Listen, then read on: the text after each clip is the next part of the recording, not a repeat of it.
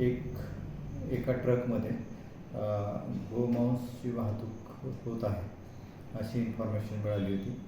त्याप्रमाणे आपले शिरपूर बायपासला दुर्गेश पेट्रोल पंपाजवळ तसा आम्ही ट्रॅप लावला आणि तो संशयित ट्रक थांबवला.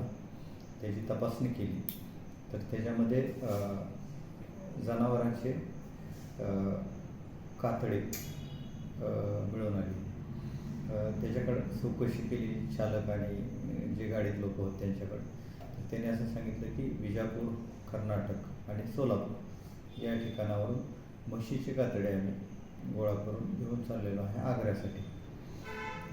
परंतु मग थोडं आणखी बारकाईनं पाहिलं तर त्या गाडीमध्ये काही गोवंशाची पण कातडी त्यामध्ये मिळून आली. त्याच्यानंतर अशा छोट्या अशा गोण्या भरल्या होत्या. त्याच्यामध्ये गोवंश कत्तल करून त्याचे कानाचे पार्ट वगैरे असे होते. काही कानामध्ये ते टॅगिंग पण केलेले तसंच होतं. त्या मालकाकडे चौकशी केली असता त्याने असं विचारलं की आम्ही असं विकलं होतं, ह्याला विकलं त्याला विकलं वगैरे. पण जे विक्री केलेले आहेत त्याची कत्तल केल्याचं ते निदर्शनाला आलं.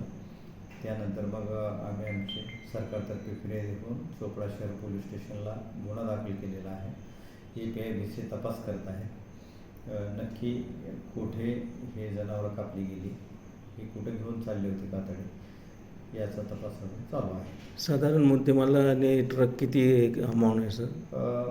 ट्रकची किंमत 20 लाख रुपये आहे आणि जी कातडी आहे ती साधारण 7 लाख रुपये किमतीची आहे.